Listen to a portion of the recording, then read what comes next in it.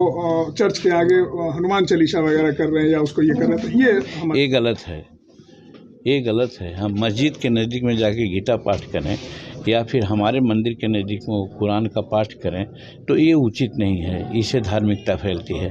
सबको अपना अपना धर्म प्रचार करने का अधिकार है और वो हनुमान चालीसा के लिए बहुत ही हनुमान हम लोगों का, हम तो कहते हैं खास करके कि हमारे अनुसूचित जाति का वो देवता है हनुमान। जहाँ पाइए ज़मीन को ये करना है तो वहाँ जाके खड़ा कर देते हैं उनके मंदिर को, उनके ये को पूजा करवाते हैं।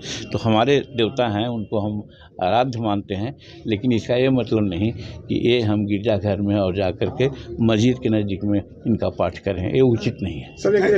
लेकिन अब जब राज्यसभा की बात है, काउंसिल की बात है, तो हम अपना जो राष्ट्रीय अध्यक्ष है हमारे पार्टी को, उसको हम सजेशन दे रहे थे कि तुम अपना मांग रखो। फिर आपने कहा कि छोड़ भी देंगे। इस पर उपेंद्र कुशवाहा का भी बयान आया कि सर को नहीं बोलना चाहिए। देखिए, उपेंद्र कुशवाहा जी भाई मैच्योर आदमी हैं और उनको लाभ मिल गया है। अपने भी हैं, पत्नी को भी हैं, बेटा को बना लिए हैं, तो क्यों नहीं बोलेंगे? वो तो बोलवे करेंगे। लेकिन जहाँ तक हम लोगों की बात है, हम लोगों ने ये नहीं कहा है। और एक बात आई है कि हमारा दल जो है अभी निबंधित है और निबंधित होने के चलते बहुत सा दिक्कत हमको हो रहा है। कोई भी मीटिंग इलेक्शन कमीशन का हो या सब हो, उसमें हमको नहीं बुलाया जाता है क्योंकि हम पार्टी हैं निर्दलीय। तो दूसरी बार जब इलेक्शन होता है तो वोटर लिस्ट का बंटवारा होता है, तो वोटर लिस्ट हमको नहीं मिलता है, इसलिए कि हम हैं निर्दलीय। तो इसलिए हमको मान्यता प्राप्त पार्टी होना चाहिए, इसके लिए प्रयास करना चाहिए। ये हम अपने राष्ट्रीय अध्यक्ष को और प्रांतीय अध्यक्ष को बोल रहे थे।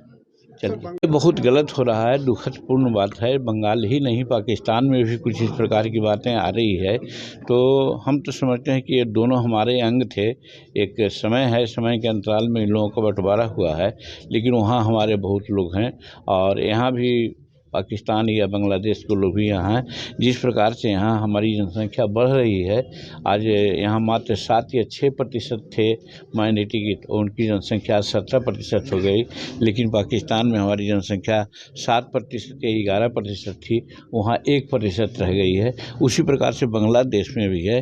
बांग्लादेश में सबको संवर्धित रह के रहना चाहिए। चीन है, अमेरिका है और सब देश में हर धर्म के लोग रहते हैं। धर्म पर विवाद नहीं होना चाहिए। अगर